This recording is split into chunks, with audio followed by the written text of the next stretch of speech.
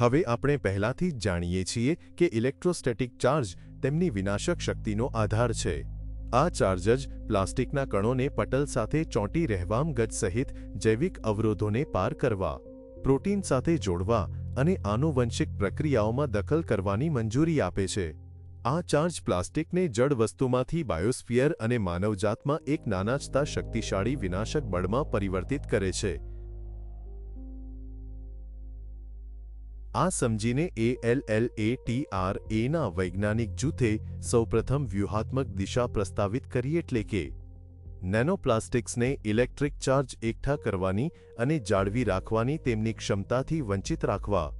નોંધ કરો કે અસંખ્ય નેનોપાર્ટિકલ્સ આપણી આસપાસ અસ્તિત્વ ધરાવે છે છતાં મોટાભાગના પોતાને ઘૂસી જતા નથી અથવા નાશ કરતા નથી. ફક્ત પ્લાસ્ટિક જ તેમના ઇલેક્ટ્રિક જેવા વર્તનને કારણે આવું કરે છે. આમ જો આપણે આ ગુણધર્મને દૂર કરી શકીએ, પછી આપણે સૂક્ષ્મ નેનોપ્લાસ્ટિક્સને નિષ્ક્રિય અને હાનિકારક કણોમાં ફેરવી શકીએ છીએ, જે હવે આપણા માટે કે બાયોસ્ફિયર માટે જોખમી નથી. હવે ULATRAના વૈજ્ઞાનિક જૂથે આ કેવી રીતે સમજ્યું અને ઉકેલ પ્રસ્તાવિત કરનાર પ્રથમ વ્યક્તિ બન્યું? આ જવાબ ઘણા વર્ષો પાછળ જાય છે અને ઇગોર ડેનિલોવના કાર્યને આભારી છે, જે કરોડરજ્જુના રોગોનો અભ્યાસ કરવામાં ઘણા વર્ષો ગાળ્યા હતા. 20 વર્ષ પહેલાં તેઓ ઇન્ટરવર્ટિબ્રલ ડિસ્કમાં ડિજનરેટિવ પ્રક્રિયાઓની તપાસ પર કેન્દ્રિત વૈજ્ઞાનિક સંશોધનમાં સક્રિયપણે રોકાયેલા હતા. તેમના કાર્યમાં ન્યુક્લિયસ પલ્પોસ સેન્ટર સેલ્યુલર પદાર્થ અને ઇન્ટરવર્ટિબ્રલ ડિસ્કના કાર્ટિલાજિન્સ પેશીઓમાં થતા મોર્ફોલોજિકલ અને બાયોકેમિકલ ફેરફારોને સમજવા માટે એક વ્યાપક પ્રાયોગિક અને ક્લિનિકલ અભ્યાસનો સમાવેશ થતો હતો. કોષીય પ્રક્રિયાઓનો અભ્યાસ કરતી વખતે ડેનિલોવે રોગપ્રતિકારક નિયમન અને સ્વ-અધોગતિને ઉત્તેજિત કરી શકે તેવી રોગવિજ્ઞાન વિષયક પ્રતિક્રિયાઓ પર ધ્યાન કેન્દ્રિત કર્યું. તેમણે નોંધ્યું કે મિટોકોન્ડ્રિયલ ડિસફંક્શન આ ફેરફારોના મુખ્ય ડ્રાઈવરોમાંનું એક હતું, અને આ સમજ સેલ્યુલર કાર્યને શું વિક્ષેપિત કરી શકે છે તેની તપાસ માટે પ્રારંભિક બિંદુ બની. ડેનિલો વારંવાર વિશિષ્ટ પ્રયોગશાળાઓની મુલાકાત લેતા હતા અને વિગતવાર વિશ્લેષણ દરમિયાન તેમને કોષોની અંદર વિદેશી કણો મળ્યા, જેને તેમણે પાછળથી પ્લાસ્ટિક તરીકે ઓળખાવ્યા. આ શોધ તેમના સંશોધનમાં એક મુખ્ય ક્ષણ બની ગઈ, કારણ કે તેમણે પ્લાસ્ટિક કોષોને અસર કરે છે તે સંભવિત પદ્ધતિઓનું વિશ્લેષણ કરવાનું શરૂ કર્યું. તેમની તપાસ દ્વારા ઇગોર ડેનિલોવે નક્કી કર્યું કે કોષો પર નાના પ્લાસ્ટિક કણોની નકારાત્મક અસર ચોક્કસપણે તેઓ મિટોકોન્ડ્રિયાને થતા નુકસાનને કારણે થાય છે. આ નિષ્કર્ષ અવલોકનો પર આધારિત હતો કે આ નાના પ્લાસ્ટિક કણો ધરાવતા કોષોમાં મિટોકોન્ડ્રિયલ ડિસફંક્શનના સ્પષ્ટ સંકેતો જોવા મળ્યા હતા, જે બદલામાંડી જનરેટિવ પ્રક્રિયાઓને વધારે છે. અહીં ઇગોર ડેનિલોવે સૂચવ્યું કે પ્લાસ્ટિકના કણોની કોષોમાં પ્રવેશવાની ક્ષમતા તેમના ઇલેક્ટ્રિક જેવા વર્તનને કારણે હોઈ શકે છે, એટલે કે ઇલેક્ટ્રોસ્ટેટિક ચાર્જ એકઠા કરવાની અને જાળવી રાખવાની ક્ષમતા, જે તેમને પોતાની આસપાસ જૈવિક શેલ બનાવવાની મંજૂરી આપે છે.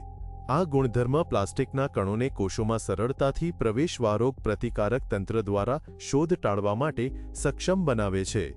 રક્ત-મગજ અવરોધ સહિત રક્ષણાત્મક જૈવિક અવરોધોને પાર કરીને સામાન્ય કોષ કાર્યમાં વિક્ષેપ પડે છે અને અધોગતિ અને કોષ મૃત્યુને ઉત્તેજિત કરે છે. આ આધારે ઇગોર ડેનિલોએ પ્રસ્તાવ મૂક્યો કે આ નાના પ્લાસ્ટિક કણોને નિષ્ક્રિય કરવા માટે આપણે તેમને ચાર્જ એકઠા કરવાની અને જાળવી રાખવાની તેમની ક્ષમતાથી વંચિત રાખવું જોઈએ. તેમણે નાના પ્લાસ્ટિક કણોની હાનિકારક અસરો વિશેના તેમના તારણો અને અંદાજો વિવિધ તબીબી ક્ષેત્રોના તેમના સાથીદારો, જેમાં સર્જનો, ઓન્કોલોજિસ્ટ, સાયટોલોજિસ્ટ, પેથોલોજિસ્ટ અને આનુવંશિક શાસ્ત્રીઓ, તેમજ જીવવિજ્ઞાનીઓ અને રસાયણશાસ્ત્રીઓ સાથે શેર કર્યા. થોડા સમય પછી આ નિષ્ણાતોએ તેમના ચિંતાજનક અવલોકનની પુષ્ટિ કરી કે આ પ્લાસ્ટિકના કણો શરીરના મહત્વપૂર્ણ અવયવો જેમ કે મગજ, હૃદય, આંતરડા, અંતઃસ્ત્રાવી અને પ્રજનન અંગોમાં એકઠા થાય છે, જ્યાં તેમની હાજરી અંગોના કાર્યને વિક્ષેપિત કરી શકે છે અને આપણા સ્વાસ્થ્યને નષ્ટ કરી શકે છે. ઇગોર ડેનિલોની આગાહીઓ ખૂબ જ ચિંતાજનક હતી, ખાસ કરીને વૈશ્વિક વલણોના પ્રકાશમાં. પ્લાસ્ટિકનું વધતું ઉત્પાદન અને મહાસાગરો અને ઇકોસિસ્ટમ્સમાં પ્લાસ્ટિક કચરાના વધતા સંચય. આમ 20 વર્ષ કરતાં વધુ સમય પહેલા અલ્લાટ્રાના વૈજ્ઞાનિક જૂથને સમજાયું કે સૂક્ષ્મ અને નેનો પ્લાસ્ટિક્સ માત્ર માનવો માટે જ નહીં પરંતુ સમગ્ર બાયોસ્ફિયર માટે ગંભીર ખતરો છે અને દર વર્ષે આ કણોની સંખ્યા વધતી રહે છે, જે ગ્રહ પર ઝડપી આબોહવા અને ભૂગતિશીલ ફેરફારો વચ્ચે પરિસ્થિતિને વધુ ખરાબ કરે છે. તેના પરિણામો દૂરગામી છે. જો આપણે સૂક્ષ્મ નેનોપ્લાસ્ટિક્સમાંથી ચાર્જ દૂર કરી શકીએ, આપણે ફક્ત માનવ સ્વાસ્થ્ય પર તેમની વિનાશક અસરને જ દૂર કરીશું નહીં, પરંતુ બાયોસ્ફિયરમાં એકઠી થતી વધારાની ઊર્જાને પણ દૂર કરીશું, જે હાલમાં ભૂગતિશીલ કટોકટીને બળતણ આપે છે અને કુદરતી આફતોને તીવ્ર બનાવે છે. આ પ્લાસ્ટિક હવે અસ્થિર પરિબળ તરીકે કાર્ય કરશે નહીં ને જો આપણે નેનોપ્લાસ્ટિકને તેમની ચાર્જ એકઠા કરવાની અને જાળવી રાખવાની ક્ષમતાથી વંચિત રાખવાનો માર્ગ શોધી શકીએ તો ઘણા ગ્રહોના જોખમોને એકસાથે ઘટાડી શકાય છે. પ્રશ્ન એ છે કે આપણે આ કેવી રીતે પ્રાપ્ત કરી શકીએ? સારું, ચાલો પ્રમાણિક રહીએ. આ કાર્ય અત્યંત મુશ્કેલ છે. ટેસ્ટ ટ્યુબમાં આ નાના પ્લાસ્ટિકના ઇલેક્ટ્રિક જેવા વર્તનને કેવી રીતે નિષ્ક્રિય કરવું તે શોધવાનું પૂરતું નથી. આપણે બાયોસ્ફિયરમાં પહેલાથી હાજર દરેક સૂક્ષ્મ અને નેનોપ્લાસ્ટિક કણો માટે આ કેવી રીતે પ્રાપ્ત કરવું તે શીખવું જોઈએ, જેમાં માનવ શરીરની અંદરના કણોનો પણ સમાવેશ થાય છે. અને લોકો કે પ્રકૃતિને નુકસાન પહોંચાડ્યા વિના આમ કરો. આ પડકારના અભૂતપૂર્વ કદને જોતાં તેને ઉકેલવા માટે biophysics, nano technology, molecular toxicology, material science અને મેડિસિનના નિષ્ણાતો વચ્ચે સહયોગની જરૂર પડશે. પ્લાસ્ટિક પ્રદૂષણ એ સાંકડી પર્યાવરણીય સમસ્યા નથી. આ એક પ્રણાલીગત વૈશ્વિક પડકાર છે જે આરોગ્ય, સલામતી, કુદરતી સંસાધનો, આપણી સભ્યતાની સ્થિરતા અને જીવનને અસર કરે છે. 20 વર્ષ પહેલા ALLATRAના વૈજ્ઞાનિક જૂથે સૂક્ષ્મ અને નેનોપ્લાસ્ટિક્સના ભયને પહેલાથી જ ઓળખી લીધો હતો અને તેમને કેવી રીતે તટસ્થ કરી શકાય તેના મૂળ સિદ્ધાંતને ઓળખી કાઢ્યો હતો. પરંતુ આજ સુધી આપણે તેને પ્રાપ્ત કરવાનો કોઈ રસ્તો શોધી શક્યા નથી. એટલા માટે ALLATRA વિશ્વની વૈજ્ઞાનિક ક્ષમતાના એકીકરણ માટે હાકલ કરે છે એક સંદેશ જે કમનસીબે ઘણીવાર ગેરસમજ થાય છે. વૈજ્ઞાનિકોને એક કરવાનો અર્થ એ નથી કે તેઓ કોઈ ઉકેલ ન શોધે ત્યાં સુધી તેમને બધાને એક વિશાળ પ્રયોગશાળામાં બંધ કરી દેવા.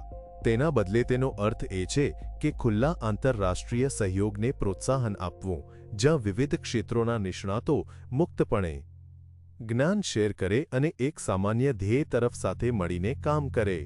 સંશોધન પદ્ધતિઓને સંરેખિત કરવા, ખુલ્લા ડેટા વિનિમયને પ્રોત્સાહન આપવા, સુસંગત દેખરેખ સાધનો વિકસાવવા અને સંકલિત નીતિગત નિર્ણયો લેવા વિશે છે. વૈજ્ઞાનિક સમુદાયે પહેલાથી જ સાબિત કરી દીધું છે કે જ્યારે માનવતા એક સામાન્ય ધ્યેયની આસપાસ એક થાય છે ત્યારે આ પ્રકારનો સહયોગ શક્ય છે. માનવ જીનોમ પ્રોજેક્ટનો વિચાર કરો. એકીકૃત ડેટા ધોરણો હેઠળ કાર્યરત ડઝનબંધ દેશોની સેંકડો સંસ્થાઓએ એક એવી સફળતા હાંસલ કરી જેણે વિજ્ઞાન અને દવાના અભ્યાસક્રમમાં પરિવર્તન લાવ્યું.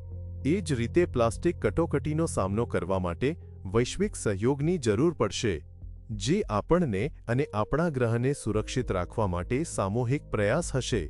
અલાચાર international public movement pope Francis Laudato સીની પહેલને સક્રિયપણે સમર્થન આપે છે, જે આપણા સામાન્ય ઘર પૃથ્વી ગ્રહના રક્ષણના મહત્વ અંગે જાગૃતિ લાવવાનો પ્રયાસ કરે છે. એ વાત પર ભાર મૂકવો ખૂબ જ મહત્વપૂર્ણ છે કે લૌડાટો સમુદ્ર ફક્ત પ્રકૃતિની સંભાળ રાખવાની હાકલ કરતાં ઘણું વધારે છે. તે એક વ્યવહારુ અને વૈજ્ઞાનિક રીતે આધારભૂત માર્ગદર્શિકા છે, જે આપણા વિશ્વને બદલવા અને ભાવિ પેઢીઓ માટે વધુ સારી દુનિયા બનાવવા માટેનો રોડ મેપ છે. આ જ્ઞાનકોશ એક ટકાઉ ભવિષ્ય તરફ સ્પષ્ટ દિશા પ્રદાન કરે છે, જે ઇકોલોજી, આબોહવા, ન્યાય અને આપણા સામાન્ય ઘરનું રક્ષણ કરવા માટે માનવતાની સહિયારી જવાબદારીને એક કરે છે. આ સિદ્ધાંતોને સંપૂર્ણપણે અપનાવીને અલાટ્રા ચળવળ લા ડેલ્ટા સમુદ્રને પર્યાવરણીય અને સામાજિક પડકારોનો સામનો કરવા અને આપણા ગ્રહના નાજુક સંતુલનને જાળવવામાં વૈશ્વિક સહયોગ માટે એક શક્તિશાળી ઉત્પ્રેરક તરીકે જુએ છે. પોન્ટિફેસિયલ એકેડેમી ઓફ સાયન્સના ચાન્સેલર કાર્ડિનલ પીટર ટર્કસન ઇકોલોજી અને સામાજિક ન્યાયમાં તેમના સમર્પિત કાર્ય માટે વ્યાપકપણે ઓળખાય છે. તેમના શૈક્ષણિક પ્રયાસો અને અથાક હિમાયત બદલ આભાર. આપણા ગ્રહના રક્ષણ માટે વ્યવહારુ માર્ગદર્શિકા તરીકે વિશ્વભરમાં આ જ્ઞાનકોશનો વ્યાપકપણે પ્રસાર થાય છે. કાર્ડિનલ પીટર ટક્સનનો પરિચય કરાવવો અમારા માટે ખૂબ જ સન્માનની વાત છે, જેઓ જ્ઞાનકોશ લૌડાટો સીને પ્રોત્સાહન આપવા અને તેના સિદ્ધાંતોને વ્યવહારમાં લાવવા માટે કરવામાં આવી રહેલા પ્રયાસો વિશે વાત કરશે. તો પ્રશ્ન એ છે કે આપણે લૌડાટો સીને વ્યાપકપણે વાંચવા માટે કેવી રીતે તૈયાર કરી શકીએ? અલબત્ત તે એક પુસ્તક છે જે અસ્તિત્વમાં છે. મેં તેને સંયુક્ત રાષ્ટ્રમાં રજૂ કર્યું છે. મેં તેને પેરિસમાં યુનેસ્કો ખાતે રજૂ કર્યું છે. મેં તેને ડાવોસ વર્લ્ડ ઇકોનોમિક ફોરમમાં રજૂ કર્યું છે. તેથી મેં લૌડાટો સી વિશે ઘણી વખત વાત કરી છે. મને યુનિવર્સિટી જૂથોમાં પણ તેને રજૂ કરવાની તક મળી છે. ઓહિયો સ્ટેટ પહેલું જૂથ હતું જે લૌડાટો સી વિશે સાંભળવા માંગતું હતું. અને ત્યારથી હું ડેટનમાં છું, હું સાન ડિએગોમાં છું. અને તેથી લૌડાટો સીને સારી રીતે ઓળખવા માટે અમે લૌડાટો સી એક્શન પ્લેટફોર્મ બનાવવાનું નક્કી કર્યું, જેણે લૌડાટો સીના 7 કલાકારો બનાવ્યા અને હકીકતમાં ઓળખાયા. તેથી ચર્ચ સભાઓ, ચર્ચ મસ્જિદો, સિનાગોગ, બધા પૂજા સ્થાનો, અભ્યાસના સ્થળો, મૂળભૂત યુનિવર્સિટી પ્રકારના અભ્યાસ, શૈક્ષણિક કેન્દ્રો, કચેરીઓ અને કારખાનાઓ. તો આપણે આ 7 જૂથોને ઓળખીએ છીએ અને કહીએ છીએ, ઠીક છે, 7 વર્ષ સુધી એક ટીમને અનુસરો અને જુઓ કે તમને શું મળે છે. ઠીક છે, તે બધું જ જ્ઞાનકોશની સામગ્રીને લોકપ્રિય બનાવવા માટે હતું, જેથી તે જોવા મળે અને લોકોને તેને વાસ્તવિક વ્યવહારમાં મૂકવા માટે પ્રોત્સાહિત કરવામાં આવે. તો તે ફક્ત એવી કોઈ વસ્તુ વિશે લખાયેલ નથી જે કાર્યક્ષમ છે અને 10 વર્ષ થયા, ઠીક છે, 2025 આવી ગયું છે. હવે તે પરિણામ 2015માં પ્રકાશિત થયું હતું. એવી જગ્યાઓ ઓળખવી કે તેના વિશે વાત કરવી મુશ્કેલ છે જ્યાં આપણે હજુ સુધી તેના વિશે સાંભળ્યું નથી. વ્યક્તિગત રીતે અને અમારા દળના દૃષ્ટિકોણથી અમને આ વિશે વિવિધ પ્રેક્ષકો અને મત વિસ્તારો સાથે વાત કરવાનો પ્રસંગ મળ્યો છે. પરંતુ હું હજુ પણ એમ નહીં કહું કે તેના કારણે તે વિશ્વભરમાં દરેક દ્વારા અને દરેક માટે જાણીતું છે. અમે અમારા શ્રેષ્ઠ પ્રયાસો કર્યા છે અને અમે તેના વિશે વાત કરવાનું ચાલુ રાખીશું. અને પોપ ફ્રાન્સિસિયાને એક મોટો વેગ આપવા માટે બોર્ગો લૌડાટો સી નામની રચના કરવાનું નક્કી કર્યું. અહીં રોમમાં તેને જાણવા માટેની બીજી પહેલ એ છે કે જેને તેઓ લૌડાટો સી ડિપ્લોમા કહે છે, તેનો વિકાસ. આ માટે વિવિધ પહેલો કરવામાં આવી રહી છે અને જે ક્ષણે આપણે યુનિવર્સિટીઓમાં આ સ્થાપિત કરીએ છીએ તે ઘણા યુવાનો પર હુમલો કરે છે. અને તેથી તમે જાણો છો, તે લૌડાટો સીના જ્ઞાનનો ફેલાવો કરવાનો પ્રસંગ બની જાય છે. આપણા ગ્રહના રક્ષણમાં તેના વૈજ્ઞાનિક અને સામાજિક યોગદાન માટે અલ્લાહ તઆલાને પરમ પવિત્ર પોપ ફ્રાન્સિસનો આશીર્વાદ મળ્યો. આપણા ગ્રહના સંરક્ષણ તરફ કામ કરવાનું ચાલુ રાખવા માટેના આ આધ્યાત્મિક પ્રોત્સાહનથી અલ્ત્રના સહભાગીઓને ખૂબ પ્રેરણા મળી અને તેમને નેનોપ્લાસ્ટિક્સની સમસ્યા, જે સમગ્ર માનવતા અને તેના ભવિષ્ય માટે વધતી જતી ખતરો છે, તેના પર ઊંડાણપૂર્વક સંશોધન કરવા માટે પ્રેરિત કર્યા. આ પ્રયાસના પરિણામે વૈજ્ઞાનિક અહેવાલ nanoplastic in the biosphere for molecular impact to planetary crisis પ્રકાશિત થયો અને આ પ્રથમ વખત મે 2025માં વેટિકનમાં સેન્ટિસિમ્સ એન્સ પ્રો પોન્ટિફસ ફાઉન્ડેશનના આંતરરાષ્ટ્રીય પરિષદમાં એલોટ્રાના પ્રમુખ જેનોવાના મરીના દ્વારા રજૂ કરવામાં આવ્યું હતું. આ દસ્તાવેજી ફિલ્મ તે વૈજ્ઞાનિક અહેવાલ પર આધારિત છે. નેનોપ્લાસ્ટિક્સના ખતરા અંગેનો આટલો મૂળભૂત અભ્યાસ ALLATRAના